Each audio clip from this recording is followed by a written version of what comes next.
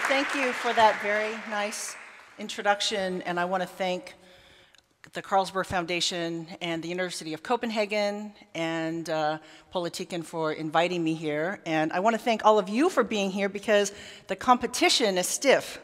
When I woke up today and I saw how beautiful it was, I thought, well, there'll be 3 people at my talk. But so thank you for coming. I'm waiting for my slides to come up, and then I'll get started. But why don't I just start off with telling you the punchline of my talk. And the punchline is the way in which cities develop in the next 20 to 30 years will have a crucial effect on the sustainability of the planet. Not just the sustainability of individual cities, but I argue, and there's plenty of scientific research that shows, that on aggregate, how cities around the world, in India, in Africa, in China, in Europe, how these cities continue to develop really over the next 30 years is going to be fundamental for the sustainability of the planet. So that's my tagline. You can all enjoy the sun now. But what I am going to do is I'm going to tell 3 different stories and weave them together. I'm first going to tell a story about urbanization trends around the world. What is happening? What are the different types of urbanization trends that we're seeing? And I'm going to talk then about the second story, which is, what does this mean for the planet? And I'm going to focus on really 2 things. I'm going to focus on what it means for food systems. I'm going to talk about climate, since I know a little about that. And then the third part of the story is really the last part of this talk title, which is Challenges for Humanity. There's a lot of discussion right now about resilience to climate change and urban resilience. And I think I'm going to have a little surprise at the end, which is not totally optimistic. I'm going to tell you that ahead of time. Brace yourself for the kind of a sad story, potentially. But I think that it brings home the really critical, important issue of our time, which is planetary scale urbanization. So what is happening? Where are we right now? We currently have about 4.1 billion people on the planet who live in urban areas. Now, if you don't remember anything from my talk, I'm going to ask that you remember that I said 4.1 billion people in urban areas. I did not say 4.1 billion people in cities. Because in fact, if you go to the UN data underlying all of these numbers, there is no uniform definition of what urban is. Urban in Denmark is very different from urban in China.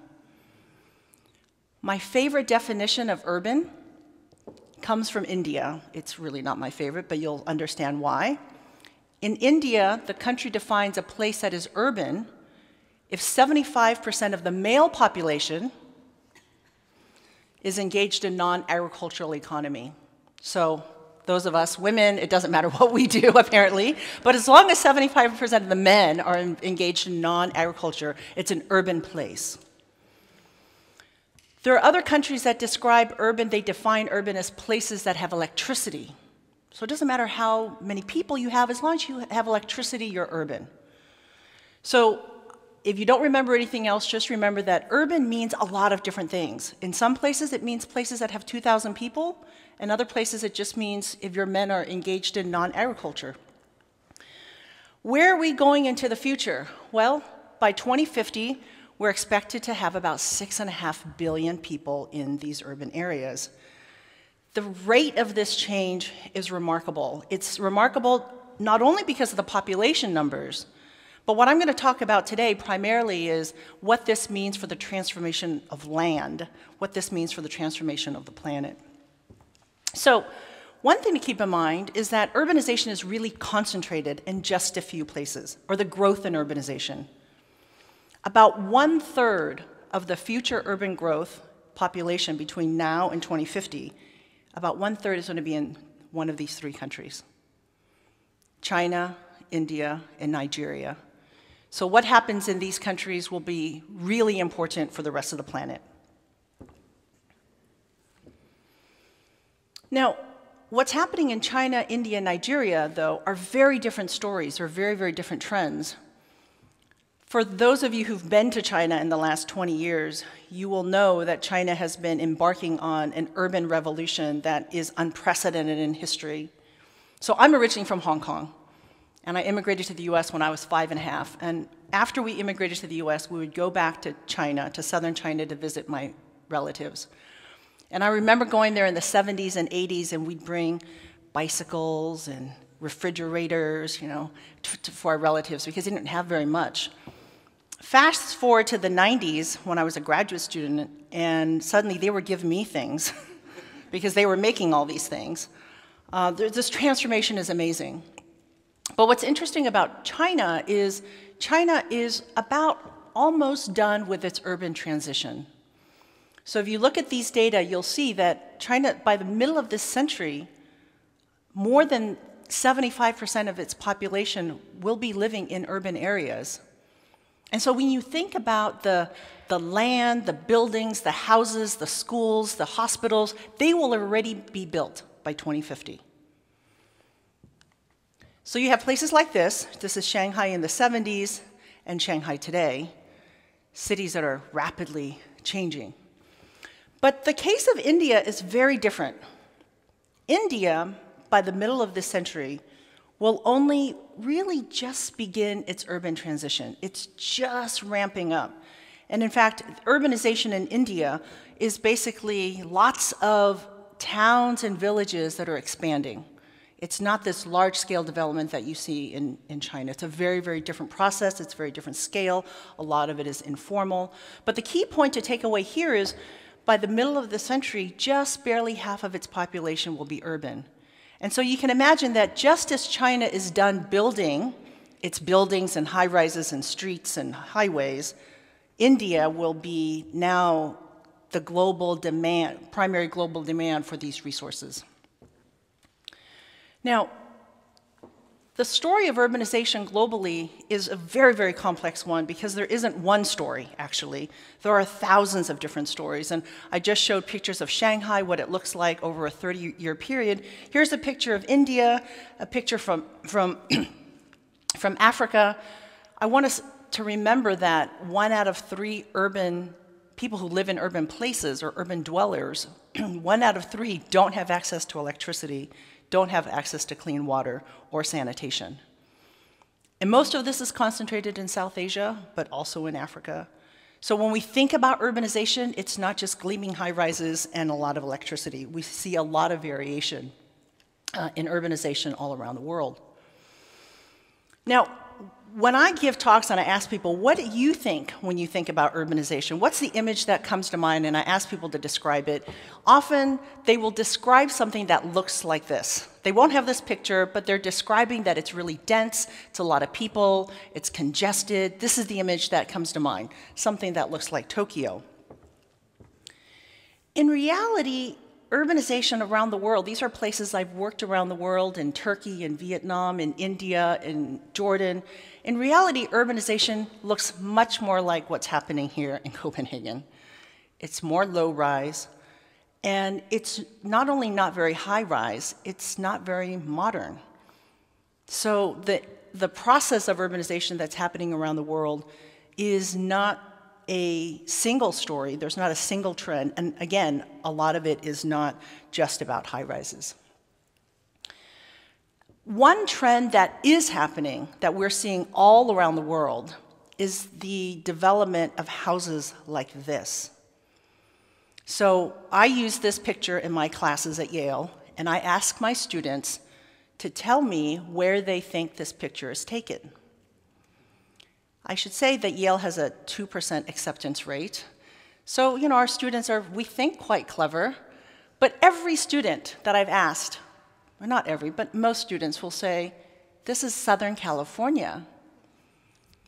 Well, I give them an A for a good inference, but in fact, this is a picture taken from India. And I have pictures of this single-family detached home from many places around the world, where basically there is an interest in importing a single-family lifestyle that we see in North America.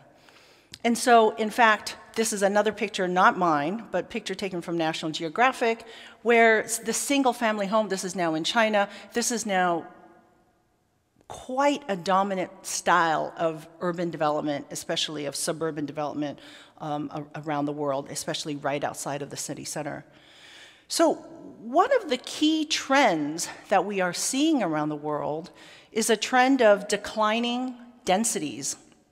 So on this graph, the blue triangles, or blue diamonds, they're not triangles, but diamonds, those are densities, persons per square kilometers, and the green bars show the total amount of urban land in those different places. And what you see is Southern Asia, which has some of the lowest economic development levels, has relatively higher urban densities compared to if you move down the graph to Western Europe or North America, we have some of the lowest urban densities. And so this is actually a big trend, and this is one of the big concerns in terms of planetary sustainability, is not only are we adding about 2 billion people on the planet, we're adding 2 billion people that are primarily low density, and that has huge implications in terms of resources. So what's another trend besides declining densities? Another trend that is important to think about with regard to sustainability and the planet is household size is declining, especially in Asia, where multi-generational families were very common. This is actually a picture of one of my staff and his family. Multi-generational families were the norm in Asia, in China, in South Asia. But what we're seeing now with contemporary urbanization is what used to be a single household is now multiple households. Very, very different households in the city versus in the countryside.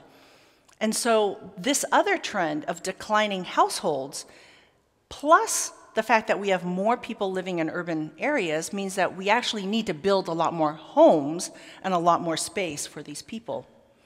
So this trend in declining household size is something that we're seeing all around the world. It's not just in Asia with the decline of the multi-generational family. It's in the United States, it's here in Europe, it's in Australia. We're seeing this all around the world. At the same time, what we are also seeing is an increase in the average home size. So this math in some ways doesn't make a lot of sense, because the household size is declining, but our homes are getting bigger. So here's in the US, 1973, average house size in the US was just over 1,600 square feet. Today, it's just under 2,800 square feet. So when I looked at these data originally, I thought, wow, Americans, we have these really, really big houses. Surprise! Apparently, Denmark has very big houses. I was quite surprised. I wasn't surprised about Australia or Canada, but I was surprised about Denmark. I was surprised about Greece, France. A lot of these places, it's not in my conceptualization. But the trend is that household sizes are shrinking, but the average home size is increasing. What does this mean? Well, Adam already mentioned we're adding 1.3 million people every single week.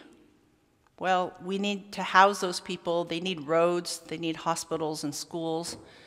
This works out to about adding 20,000 American football fields of urban land every single day until 2050. Every single day. So I know you may not know how big an American football field is, but let's just say it's quite big. And 20,000 of them somewhere on the planet. So we're converting a lot of land. So that's the story in a nutshell of urbanization trends. We are seeing that it's concentrated in a few countries. We're seeing that there are very different types of urbanization. It's not just high-rises. We're seeing that household size is declining, but houses are increasing.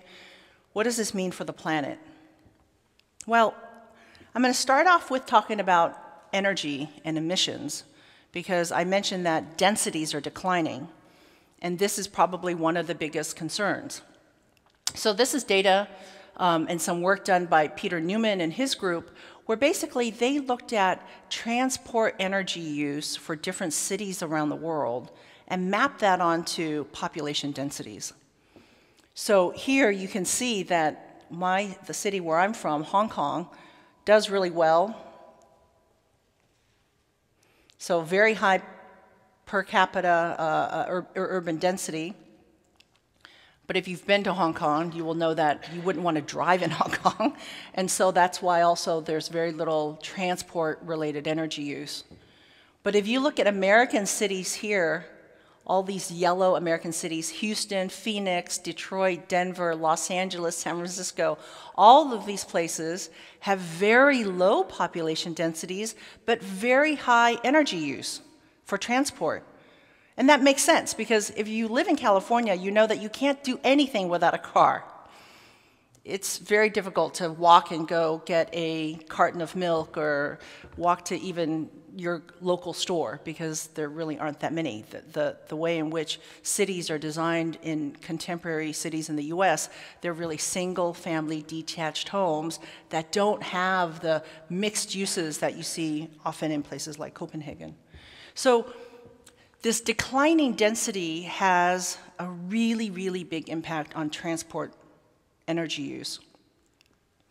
But here, I just want to say, before the talk, we were having a discussion about perceptions about density. And here I want to just clarify that there's a big urban myth about density.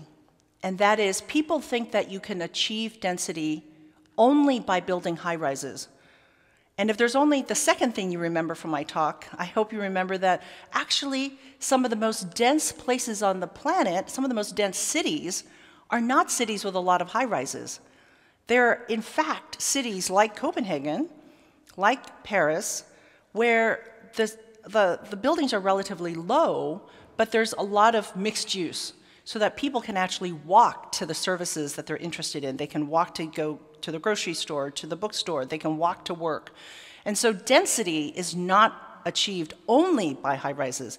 You can achieve density by high-rises, but that's not the only way. One thing to keep in mind is, if you have a building, I'm going to use a little prop here. If you have a tall building here that's high-rise, often these high-rises are surrounded with a lot of green space. And a lot of places in Asia are designed this way, where you've got lots, these could be different high-rises, but they're just housing. There are no jobs around them, there's no schools, there's no services. And so, in fact, the density is high of just people, but what we're really interested from a sustainability perspective is the co-location, the co-location of work with houses, houses with leisure. We want places to be accessible. That's the most important thing. So the energy implications of density is really important, but we can achieve density a number of different ways, not just with high-rises. If you like high-rises, okay, well, that's possible to achieve density that way, but there are other ways to do it. Now, this is a real picture taken from China of cities right abutting agricultural land. And this is the second big trend in terms of planetary well-being. What happens when we have 2.5 billion people that need a lot of land? Well, these cities tend to build out into farmland. And what we have seen is that if cities continue to build like they are being built today, the low-density development, we're going to see somewhere around 2% of the world's cropland will be lost to urban development during the first 3 decades of this century. So we're already in 2018, we're about halfway there. Now, some of you might look at this number and say, well, 2% of the world's cropland is not that much, right? Because this also assumes that we're not going to put more land under production. This is just, if we were to take all the cropland that exists currently and we were to build cities as business as usual, how much of the current cropland would we lose? So we're going to lose about 2%. Okay, that doesn't seem so bad. If we look at individual countries of where the most amount of cropland lost will be, these are places like Egypt, Vietnam, Pakistan, Nigeria, and the list goes on. They're generally places that have that have relatively low levels of economic development, where a lot of the population and livelihoods are dependent on agriculture, and so the loss of agricultural land in places like these will have huge implications for economic well-being, for political stability, for lots of different things. If we look at specific crops, if we look at soybean, rice, maize, and wheat, the growth in urban land is expected to result in Africa alone, 26%, 14%, 11%, and 19% loss in those crop areas in Africa alone. So 2% of the world's cropland being lost to cities and urbanization doesn't seem like a big number, but then if you look at specific countries, this is going to have a huge impact. Now, what other impacts will urbanization have on the planet? I've talked about energy a little bit. I've talked about food. There's another, or agriculture, there's another aspect of urbanization that's going to have a huge impact on planetary sustainability, and this is the nutrition transition. And this is an area that has not been really well studied. We know a lot about the nutrition transition, but we actually don't know very much about the urban nutrition transition. So the nutrition transition is basically says, as people get richer, their diets change. And they go from eating wild plants to legumes, to grains, to dairy and processed sugar, and then to meats. So this has been documented all around the world. As people get richer, they change their diets. But there's another nutrition transition that's underway that's not just about income. And so we are seeing around the world that there is more consumption of processed foods, and especially of global brands, because urbanization in many places means modernity.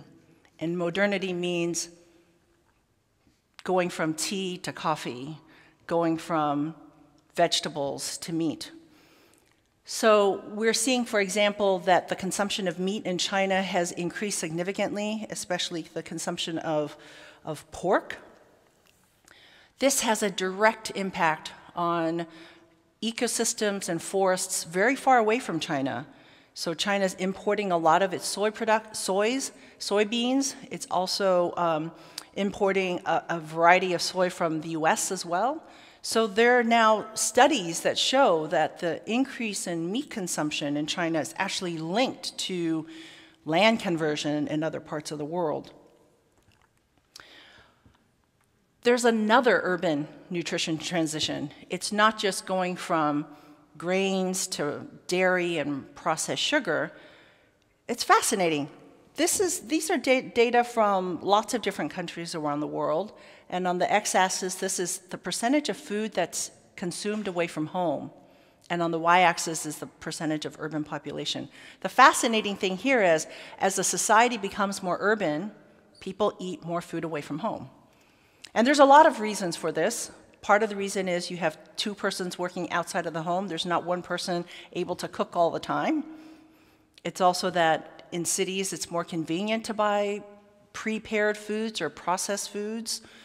In the United States, there is a booming business in semi-processed, or actually they call it semi-prepared foods. So the foods are chopped up in bags. And so, you don't have to peel the vegetables, you don't have to chop anything. It's semi-prepared to basically make it a little bit easier to eat. But this is interesting because there's a strong linkage between food away from home and food waste. In the United States, about 40% of the food that's grown is actually wasted. Some of that is wasted because the food is left on trucks between the supplier to the grocery store, but a lot of it is wasted because people buy too much. They buy too much because they're now living in cities where they have to get in their car and they're only going to go shopping once a week. And so if you're going to go shopping once a week, you're going to buy things in bulk, you're going to buy too much, and you're going to waste it. So this nutrition transition that we're seeing in urban areas around the world is going to have a big impact on the demand for food, while at the same time we're seeing there's pressures on agricultural land due to urban expansion. And then finally, there's a different urban transition, urban nutrition transition that's happening. And this is directly related to the availability of energy, modern energy, and also appliances like the refrigerator. So I think many of us would argue that the refrigerator is a great thing. It allows us to store food for a lot longer, and we don't have to go shopping every day. But the energy impacts of this are significant. I don't have the data here on my slides, but I have them, and I'm happy to talk about it afterwards. But essentially, the refrigeration that's needed from the farm to the suppliers, to the grocery store, to your home, and then to keep the food refrigerated in your home is really significant. And so this is a strong link between urbanization, changes in food consumption and production, and also energy and emissions. So what does this all mean in terms of urbanization and emissions? Well, if we were to just aggregate the 50 top emitting cities in the world, their greenhouse gas emissions would be third. So cities are a huge potential part of the greenhouse gas climate change solution if we think about various ways in which we can reduce our energy use. And this is related to transport, it's related to buildings, but it's also related to how we consume our food. And the last part of this planetary story is in order to house 2.5 billion more people in urban places, we're going to need to mine minerals and mine metals. We're going to need to keep these houses cool and keep them warm. We're going to have to build a lot of furniture. This is actually a picture taken from a factory that I visited in China about 15 years ago. All this is going to take a lot of stuff. So what does this mean going into the future? Well, under business as usual, we're going to see more than a doubling of the resources that are required every year just to build, operate, and house our cities. So today, we require about 40 billion tons of materials to build, operate, house our cities. And it's estimated that by 2050, we're going to need 90 million tons of resources every single year. So this is under business as usual. So we've got to mine a lot of more material, and at the same time, there's a lot of impact on agricultural land and land resources. So the last part of my story is the question that I've been asking myself a lot lately, which is, this is going to have a big impact on the planet, but what does urbanization mean for humanity? You know, what does this mean for, hopefully, my grandchildren and beyond? And for this, I've been reading a lot of archaeology lately because I've been fascinated with the growth and demise of cities over a longer period. So reading the archaeology literature is very interesting today because archaeology has become very scientific, and archaeologists are now teaming up with paleoclimatologists to look at ice rings and tree cores to get information on why certain civilizations and cities collapsed. So here's another question. What do Chichen Itza, the Roman Empire, and Mycenae have in common? Well, I am only going to show one slide of data, and these are data that are collected by paleoclimatologists that basically looked at pollen data as a proxy for rainfall. And in all three of those cases, these societies were plagued by multi-decades of drought. And the scientific record is fascinating, and I have the citations and the papers. If you're interested, I'm happy to email them out. What's interesting is in all three cases, there's very strong evidence that the multi-decadal drought and flip-flops in temperature cause things like agriculture to collapse. Part of the reason for the Roman Empire collapsing was, if you look at this paleoclimate record, is flip-flops in the climate where there wasn't enough food and society wasn't able to respond quickly to these climatic shifts. What do you need for an army? Well, you need a surplus of food to feed them.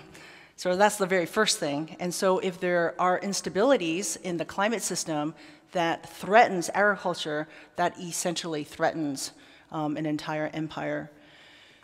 So I've been reading this book by one of my colleagues at Yale, Harvey Weiss, which is fascinating.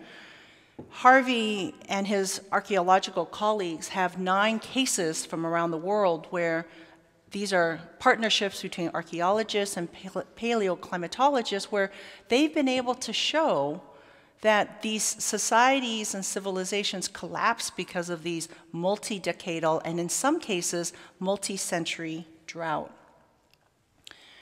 So as Adam said, I'm involved with the IPCC, the last assessment report, and I'm involved now. And there's a lot of interest in understanding how cities can respond to climate change and how to build cities to be more resilient. And a lot of the scientific and policy conversations around that focus on things like this, like a very hot day in India where the tarmac or the asphalt was melting. There's a lot of focus on things like this, these images of sea level rise. And I would argue that if we think about long-term well-being of humanity, we actually need to look at the archaeological record and think into the future, because it's very clear from the IPCC scenarios that we are entering this new time in history where it's going to be drier and it's going to be hotter. And it looks awfully like the longer historical record. And so this is all related to urbanization because the way in which these cities develop over the next 20 and 30 years is going to have a huge impact on the planet, the environment, but ultimately it's going to impact us and our well-being as a civilization. I'm going to end with an animation of an analysis that came out of my lab where we looked at the growth of cities over a very long record. And I do want to end with a note of hope, which is that historically, urbanization has been strongly linked with advances in society. The arts, culture, economic development. And if we look over a longer period of the development of cities, we can trace urbanization to improvements in education, improvements in sanitation, significant innovations in technology, in science. And I think one of the big challenges going into this century is how can we urbanize in a way that is not business as usual, that is significantly different from the ways that we've built cities in the past. Because if you look at this animation of historical urbanization, it's very clear that we are now living in a planet of lots of urban places and that these rates are really accelerating. So with that, I'm going to conclude and have you enjoy the end of this video. Yes, so now we're in a planet of lots of urban places. Okay, thank you.